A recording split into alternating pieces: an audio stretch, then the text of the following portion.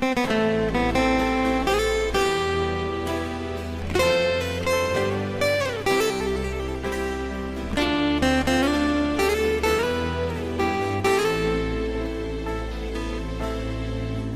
บแต่วันที่อายจากมา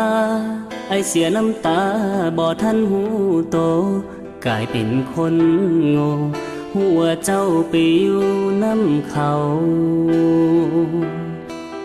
ไอได้หับสัมผัสความเจ็บอายหูดีทั้งเวลาจากไปสิเห็นจังใดเฮามันบ่ส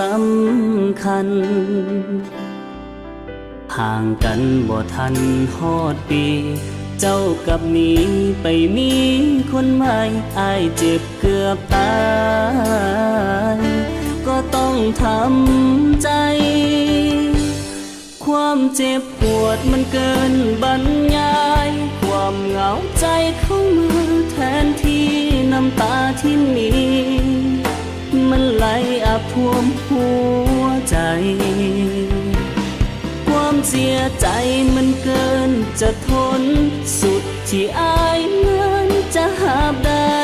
อายเจ็บหัวใจมันสุดเสียใจอีหลี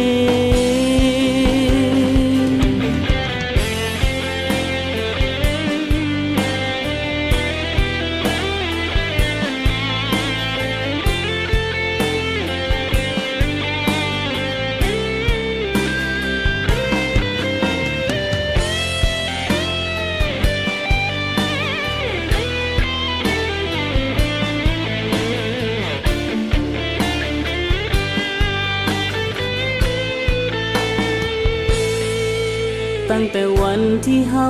เลิกกันอายคิดหลายจนสิเป็นบ้ายิ้มทั้งน้ำตาเว้าคนเดียวคือให้วิญญาณอายถือตอกปักลงกลางใจเจ็บเกือบตายทนอยู่แบบนั้นถือเจ้าหักหลังแทงกันต่อหน้าต่อตาความเจ็บปวดมันเกินบรรยายความเหงาใจเข้ามือแทนที่น้ำตาที่มีมันไหลอาบท่วมหัวใจความเสียใจมันเกินจะทนสุดที่อายนั้นจะหาบได้อายเจ็บหัวใจมันสุดเสียใจความเจ็บปวดมันเกินบรรยายความเหงาใจเข้ามือแทนที่น้ำตาที่มีมันไหลอาบท่วมหัวใจ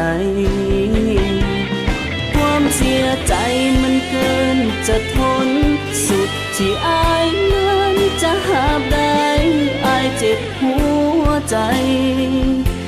มันสุดเสียใจ